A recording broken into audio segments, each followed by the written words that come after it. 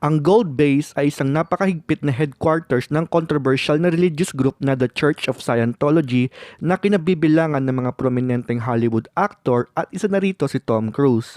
Ang Gold Base ay nakatayo sa 500 ektarya ng lupa sa San Jacinto, California sa Amerika na nagsisilbing pinakapunong tanggapan ng Church of Scientology. Dito nakatira ang ikalawang pinuno ng simbahan na si David Miscavige.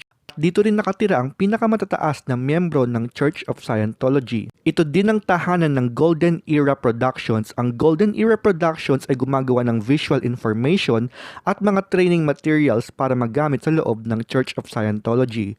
Gumagawa din sila ng mga pelikula na nakasentro tungkol sa kanilang mga paniniwala at mga public service announcement. Matatagpuan din sa loob ng Gold Base ang Bonnie View, ang mansyon ng pinakaunang pinuno at founder ng Church of Scientology na si L. Ron Hubbard, na pumanaw noong January 24, 1986 at pinananatili sa maayos na kondisyon ng mansyon dahil sa paniniwalang babalik siya balang araw. Bukod dito, ang 500 ektarya ng lupaing ito ay naglalaman din ng mga controversial na pasilidad. Nagpatuloy ang pagiging malihim ng Church of Scientology at ang kanilang headquarters na Gold Base at nagresulta ng mga kaliwat ng sampa ng kaso sa simbahan simula noong binili nila ang lupa. Ang asawa ni L. Ron Hubbard na si Mary Sue at iba pang mga tagasunod ay inaresto sa mga kaso ng espiya at pagtataksil laban sa US government at tinangkang ipasara ang religious group.